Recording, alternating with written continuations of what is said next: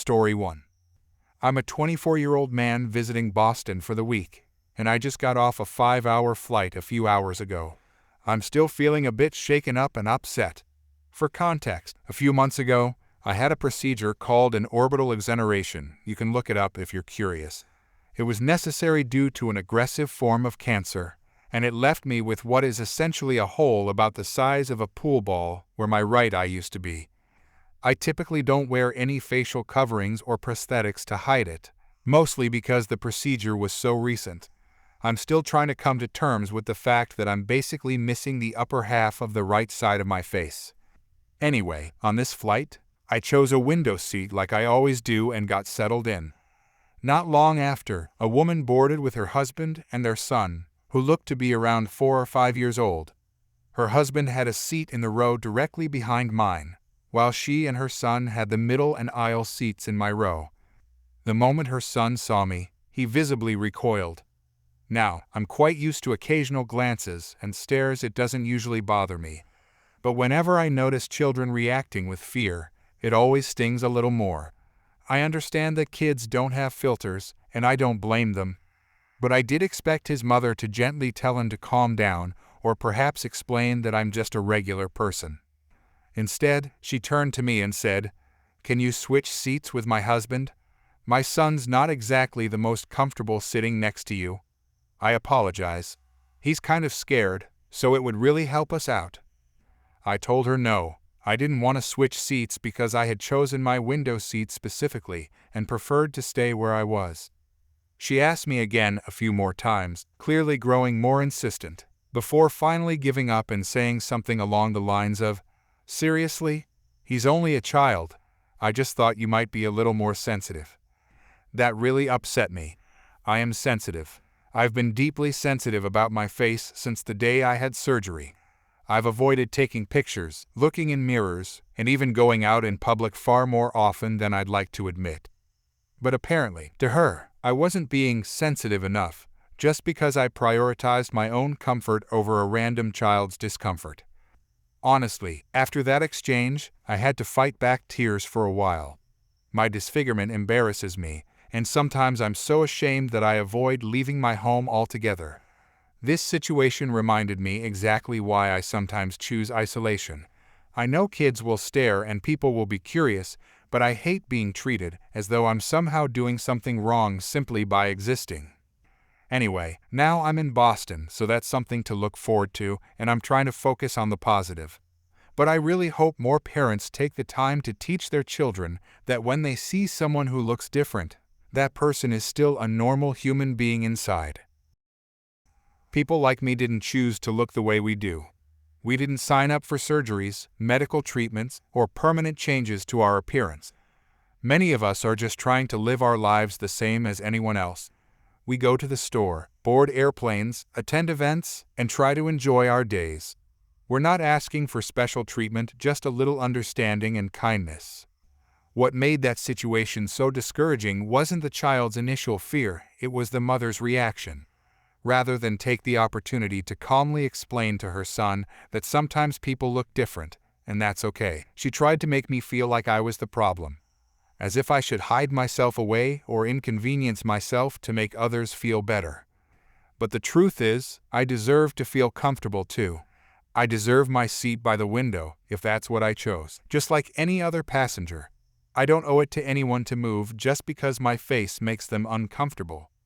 If anything, I hope someone reading this remembers that real sensitivity isn't about tiptoeing around appearances, it's about compassion. It's about teaching children that differences don't make someone less human. That scars, disabilities, and disfigurements don't erase someone's worth or right to exist peacefully in public spaces.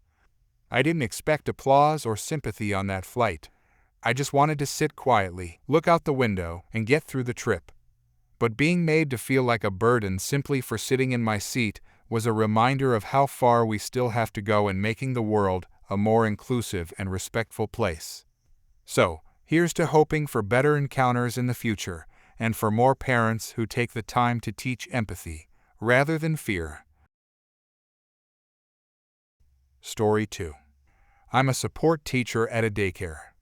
A few days ago, I was covering the preschool class, and we were lining the children up to go outside. As my coworker was taking attendance, one of the kids, a girl I'll refer to as M, started slapping me on the stomach. The slaps barely registered, so I just shrugged it off and ignored her, assuming she would get bored and stop. However, she then began hitting me even harder. I tried to politely ask M to stop, but she didn't listen and began hitting me on my back as well. I finally raised my voice and firmly told her to stop before putting up my arm to block her strikes. I'm a relatively strong guy, so when she slapped my forearm, she ended up grabbing her hand and started crying. I calmly replied, "You see, that's why we don't hit." Later, at the end of the day, when the kids were being picked up, I was called to the front office. Apparently, M had told her parents that I hit her while she was playing with me, and they confronted my manager about it. After explaining my side of the story, my manager reviewed the security footage and watched the incident unfold. She showed M's parents the video, which clearly demonstrated that I never raised my hand against her and that my actions were entirely in self-defense. Before they left, M's parents each gave me a disapproving look, as if they were upset they couldn't accuse me of anything. Not even a simple apology for how their daughter behaved. Story 3. For about 3 years now, I've been working in sales for a high-end restaurant equipment company. We specialize in premium kitchen appliances and commercial-grade equipment that ranges from $20,000 to $25,000. It's the kind of stuff that serious restaurants and food establishments invest in when they want the best of the best. My job involves handling inquiries from potential buyers, including restaurants, hotels, and sometimes influencers who want to showcase our products. When influencers reach out, they usually want steep discounts or completely free products in exchange for exposure to their audience. It's pretty standard in the industry, but we have a process for this kind of thing. The way it works is simple. They send us their media kit, which is basically a document that shows their follower count and engagement rate across all their platforms for each month. It also includes links to all their social media accounts, so we don't have to hunt them down ourselves. Based on this information, we can determine if their audience aligns with our target market and if the partnership would be worth it. Last month, I got a direct message on Instagram from someone claiming to be an influencer. He wanted to make a deal on one of our $5,000 commercial espresso machines. Right away, I noticed he didn't send his media kit with the initial message, which was unusual. Most established influencers know the protocol and come prepared with all their information. Since he reached out through Instagram, I could see his follower count was around 100,000. That's pretty decent for our industry, but I needed more information to move forward. I couldn't see his other platforms or engagement rates just from his Instagram profile, and I didn't have time to search the internet for all his social media links. I sent him a polite message asking for his media kit and explaining what I needed to review his proposal. His response caught me completely off guard. He simply told me to Google him instead of providing the information I requested. I stared at my phone for a moment, thinking I must have misunderstood. Was he seriously telling me to Google him instead of providing the basic information we require for all influencer partnerships? I was swamped with other client calls and didn't have time to go back and forth with clarifications, so I sent another message explaining our requirements more clearly. I told him I needed his media kit with traffic information, follower counts for each platform, and engagement rates. Instead of a text response, he sent a voice message. I could hear what sounded like traffic noise in the background, like he was recording while driving. In an annoyed tone, he said he was good after all, and that I was asking too much. He reminded me that he had told me to look him up, and claimed he was on YouTube and Instagram. The attitude in his voice was incredible. He sounded annoyed and entitled, like I was being unreasonable for asking him to follow our standard procedure that literally every other influencer follows without complaint. Something about his claim didn't sit right with me, so I decided to do a quick search myself. I found his Instagram easily enough, but when I searched for his YouTube channel, I couldn't find anything. I tried different variations of his name and handle, but nothing came up. Either he was lying about having a YouTube presence, or his channel was so small it wasn't showing up in searches. I decided to call him out on this discrepancy and sent him a message saying I couldn't find his YouTube channel and asking for the direct link. He didn't respond to that message. Instead, about an hour later, he showed up at our office. I was at the front desk when he walked in, and I recognized him from his Instagram profile picture. He looked agitated and walked straight up to me, asking if I was the one who had been messaging him. I confirmed that I was handling his inquiry about the Espresso machine partnership. He immediately started complaining that I had been wasting his time with all my questions. He said he had 100,000 followers, and that should be enough for me. I explained that while I understood he had a good following on Instagram, we still needed to see his complete media kit to evaluate any partnership because it was our standard procedure. He got even more agitated and said that standard procedure was ridiculous. He claimed he was doing us a favor by even considering our product and asked if I knew how much exposure he could give us. I told him I appreciated that, but we still needed to see his engagement rates and verify his other social media presence. I mentioned that I couldn't find his YouTube channel when I searched. He asked if I was calling him a liar. I explained that I was just asking for verification and that if he could send me the link to his YouTube channel, that would clear everything up. That's when he completely lost it. He started yelling about how I was disrespecting him and how my company didn't deserve to work with someone of his caliber. Other people in the office started looking over at the commotion. My manager came over to see what was happening and asked if there was a problem. The influencer immediately complained that I was being completely unreasonable and that he was a major influencer, but I was treating him like he was nobody. My manager asked what the issue was, so I quickly explained the situation, including the missing YouTube channel and his refusal to provide a proper media kit. My manager told him that what I was asking for was completely standard and that we require this information from all potential partners. The influencer said the whole thing was ridiculous and that he was leaving. But instead of leaving, he turned back to me with this look of pure rage. He told me I thought I was so smart, didn't I? Before I could respond, he swung his fist at my face. I managed to duck back, and he missed completely, but the intent was clear. He had just tried to punch me. My manager immediately called security while I called the police. The guy realized what he had done and tried to leave, but our security guard blocked the exit. He tried to backtrack, claiming he wasn't going to actually hit me and that he was just trying to scare me. My manager told him he had just attempted to assault our employee and that the police were on their way. Within minutes, the police arrived and arrested him for attempted assault. The whole thing was caught on our office security cameras, which made the case pretty straightforward. But here's the best part. While we were waiting for the police, I decided to do one more search for his supposed YouTube channel. I found out he had tried to create one about 6 months ago, but it had exactly 0 subscribers and no videos.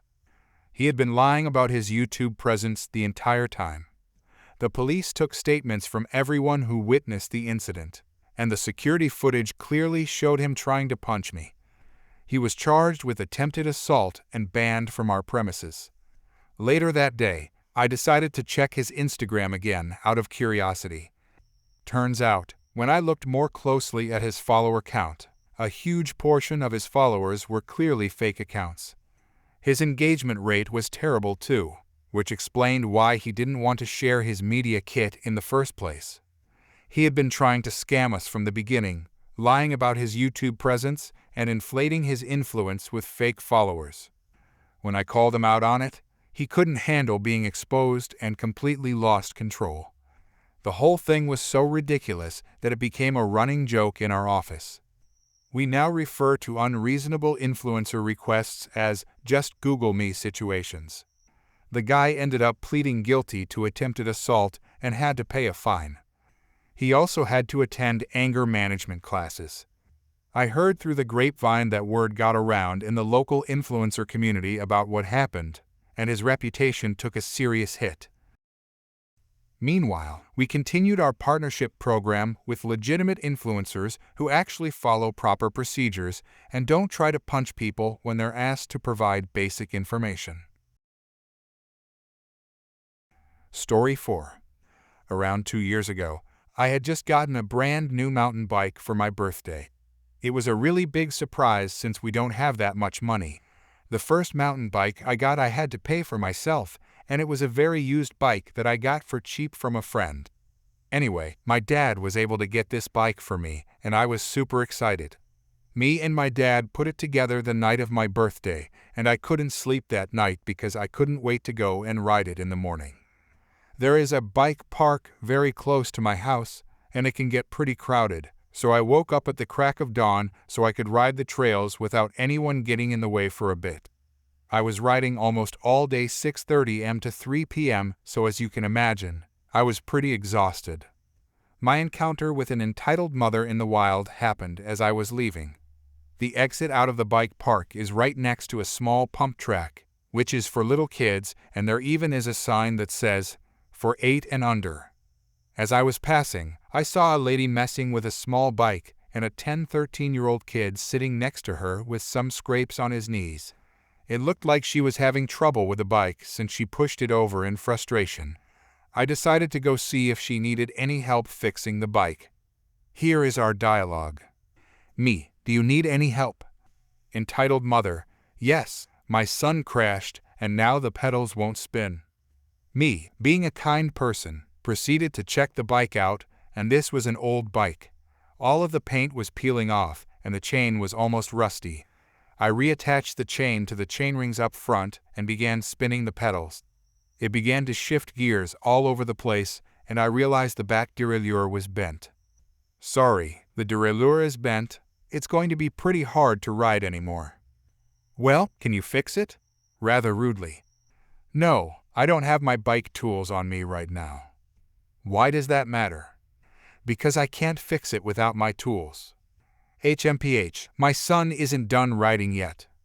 Me walking away because I did everything I could for her and wanted to go home. Where are you going? Home. My son isn't done riding yet. Okay, I don't know how to help you with that. Let him ride your bike. What? It will just be one lap around the track. Me very calmly. First of all, you guys aren't even supposed to ride in here, and second, this is my bike, and I don't want your kid riding it. He really wanted to ride his bike here, and now you are ruining his day. Well, he shouldn't have crashed then. How dare you? She actually said that. Kid, Mom, let's just... She cuts him off. Shut it. You are riding that bike. No, he's not. This bike is brand new, and I don't want him crashing on it. Plus, he's way too small for this bike. His feet won't reach the pedals. If it's brand new, then you aren't very attached to it then. What? The kid had his head down and looked like this had happened to him before. I honestly felt pretty bad for him. Then this happened. I was fed up with her and didn't want to snap, so I turned around to walk away, and she grabs the handlebars of my bike and tries to yank it from me. I pull back and she makes a big show of falling onto the ground, screaming and arms flailing. The funny thing is she fell backwards when I pulled forwards. She then proceeded to scream. He's stealing my son's bike. What? No, I'm not, idiot. I did not call her an idiot. Two older guys, by older I mean 24 as I was only 15, heard her scream and rode over to see what was going on. I turn around and look at the entitled mother, and she has this smug grin on her face. I really wanted to punch her. The great thing was I rode with these guys a lot throughout the day, and they were very nice. They had seen me riding it almost all day. He grabbed the bike from my precious son and tried to ride off with it. Guy 1. No, he didn't. He's been riding with us all day. No, he stole it from me. Guy 2. Your son can't even ride this bike. It's way too big. Stop harassing me. Whoa, you're the one harassing us. I'm calling the police because you are harassing me. Guy 1. Okay, go ahead and do that. In the meantime, we're going to leave. The two guys then rode with me to the exit, and I thanked them. Luckily, I never saw the lady again. Story 5. I have another story involving an entitled woman, let's just call her Karen, that happened a few weeks ago. This time, she imposed her will in the hotel lobby instead of at the pool. It was a different Karen from the one who demanded the pool stay open. But really, aren't they all the same in the end? Of course, Karen got what she wanted, and in doing so, triggered a chain reaction of incredibly poor behavior throughout the hotel. For context, here are some important details about the hotel's quiet hours policy for the lobby, which begins at 10 p.m., and the limits of our authority. I know from comments on the previous pool incident that many people thought we handled things poorly, but respectfully, when you have 100 kids and intoxicated parents causing chaos throughout the hotel, whether in the lobby, gym, pool, parking lot, or hallways, and management isn't urgent about enforcing consequences, it becomes quite a challenge. Here are a few key factors to keep in mind before I dive into what happened that night. We're a hotel that caters to travel teams. About half of our revenue comes from these groups. The hotel is located within a mile of a massive baseball and softball complex. We also have a 3-step policy for evicting guests, but it's extremely loosely enforced, especially when dealing with travel teams. The police tend to stay out of it unless we are formally evicting someone. Honestly, I don't blame them. Management approaches everything on a case-by-case basis. The owner is entirely focused on revenue and pays close attention to reviews on travel websites. I don't take issue with this. I was made aware of it before I got hired, and I understand that it's a business. No one is forcing me to stay if I don't like it.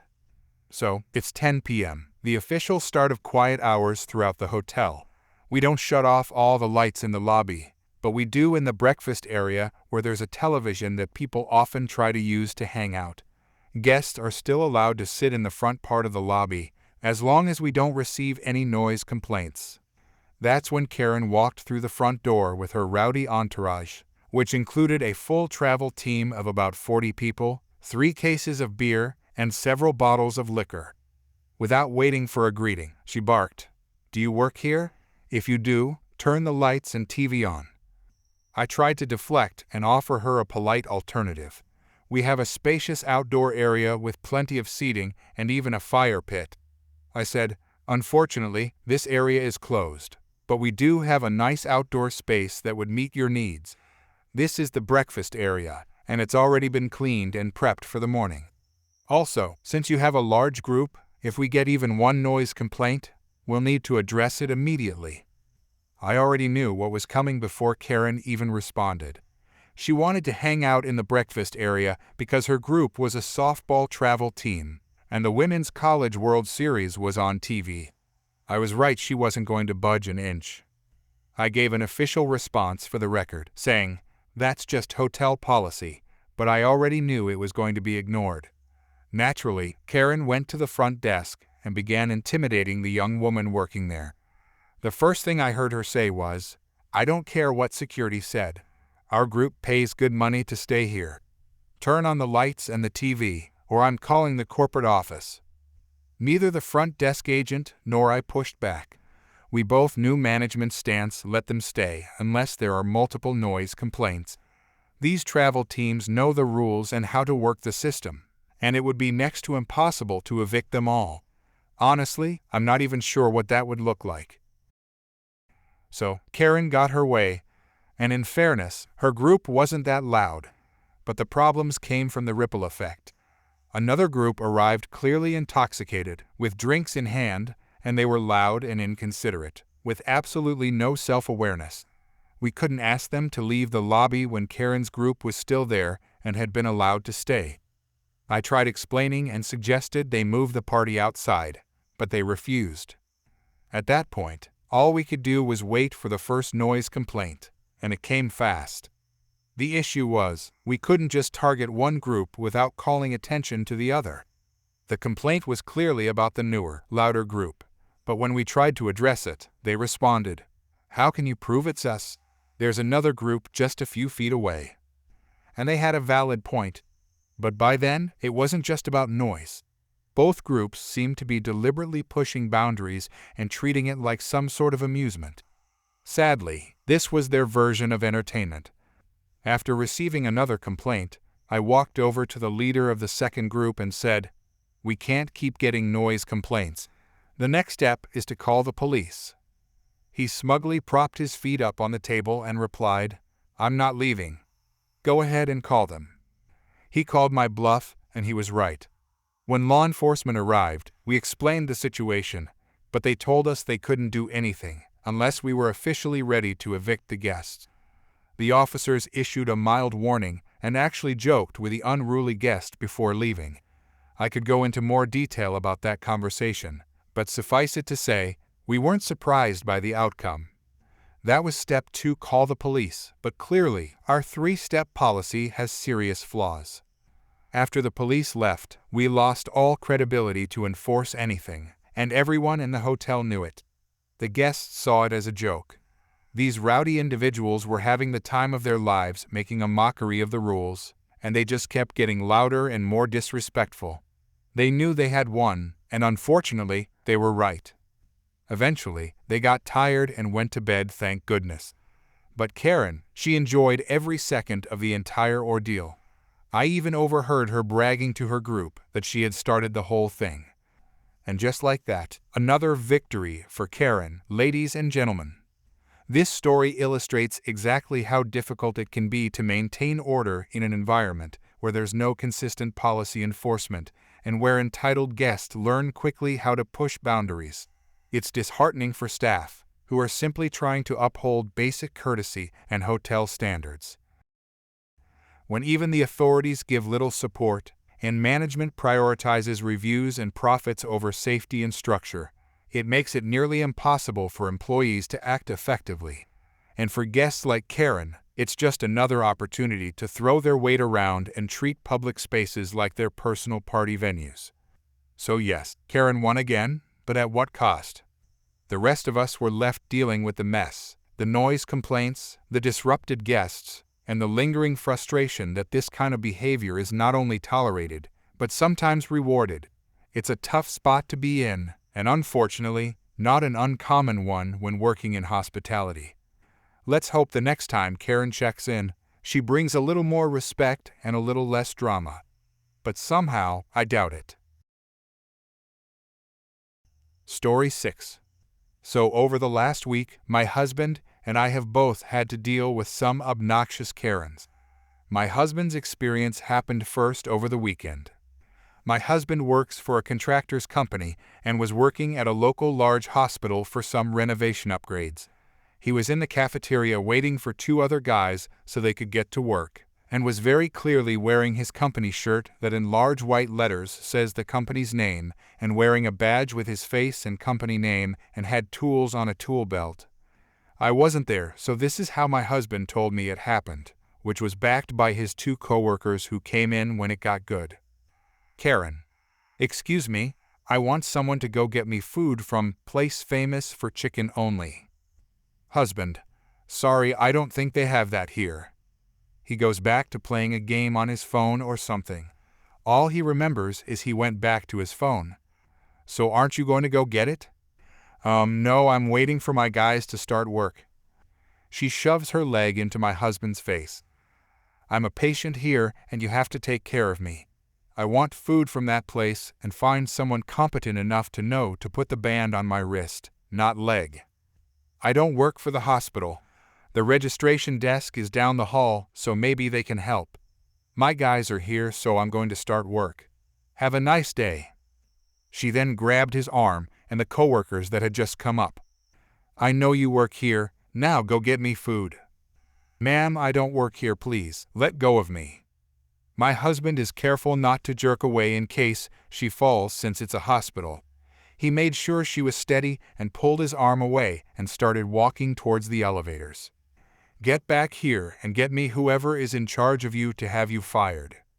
I'm in charge of my guys today and we are leaving." It wasn't that exciting, and he didn't see her for the rest of the day, but he got hell from his coworkers about it. Now my experience, which was yesterday. I work in an office building which shares about 20 separate offices with other companies. I have one near the end of the hall on the second floor by a door that's always locked. My coworker's office is down the hall, so my door is normally open for people coming to get checks or drop off contracts and checks. Further down the hall are a few other offices occupied, one of which is a place that orders COVID tests and other lab tests to be sent to an independent lab. Earlier yesterday, I heard the owner of that office on the phone with someone yelling to calm down and be respectful, or he wouldn't help her. I ignored most of it because it's not my business. Fast forward to yesterday afternoon, someone opened the door on the opposite end from me and started stomping down the hall. There are clear signs on the door and even arrows to point you to the specific office you need. And the elevator has office numbers. Mine is 12 and the other one is 16, for instance. Stomping continues and some lady wearing no mask, coughing up a storm, barrels into my office, slamming the door back into the wall. I had it slightly closed. Karen, I have never been spoken to so rudely in my life. How dare you speak to me that way earlier? Keep in mind the person she spoke to earlier was a guy with a deep voice in 60s and I'm in my 20s and obviously pregnant. Me. Excuse me, ma'am. I'm going to need you to step out of my office and put on a mask and speak calmly, or I will not help you. B. How dare you? I have respiratory issues and don't have to wear a mask. That is all fine and good, but in my office, you have to wear a mask for my and my child's protection, or I will not help you. Either put on the mask or leave. I had no idea who she was yet and thought someone was made at my company. She started to come around my desk to come even close to me, and I grabbed hand sanitizer, closest thing. If you come any closer, I will call the police and I will defend myself. Back up and put on a mask. She grumbles but takes steps back until she's in the doorway. You sent me to a place for COVID testing that had a bunch of people in the waiting room, and now I'm testing positive because you sent me there. What are you going to do for me? I demand a refund and for you to comp my next tests and visits. Okay, not my company, so I'll tell her. But who the hell comes into an office with no mask after testing positive? I'm in quarantine until I can get a test done. Me. You're in the wrong office. It is down the hall in Suite 16. I don't work. Yes, you do. I talked to you earlier, you witch. No, you didn't, and I don't work for them. I work for XYZ Carpenter office. Get out now before I call the police. I will tell them you caused me to get COVID and have you arrested for endangerment. At that point, the owner of my company came back and came to hear what the commotion was about. She came up, heard the police bit, and decided to step in. Owner, excuse me, why are you harassing my employee? She yelled at me over the phone and made me get COVID. You're COVID positive and not wearing a mask to spread it to my employee and this entire building. You need to leave now or I will be calling the police. You wouldn't dare. To me, go ahead and call. I'll stay right here until they get here. I started typing the number into my phone and the lady ran down the hall and out the door. Told the other office about it and they had all the information and will take care of it with a report. But seriously, now I'm in quarantine and so is my boss, and I'm just hoping I don't have it.